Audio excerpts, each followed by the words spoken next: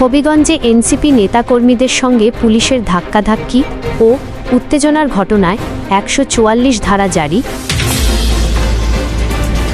হবিগঞ্জ শহর এলাকায় জাতীয় নাগরিক কমিটির এনসিপি পদযাত্রাকে কেন্দ্র করে এনসিপি নেতাকর্মী, আইনশৃঙ্খলা বাহিনী ও বিরোধী পক্ষগুলোর মধ্যে চরম উত্তেজনা, ধাওয়া পাল্টা ধাওয়া ও হাতাহাতির ঘটনা ঘটেছে।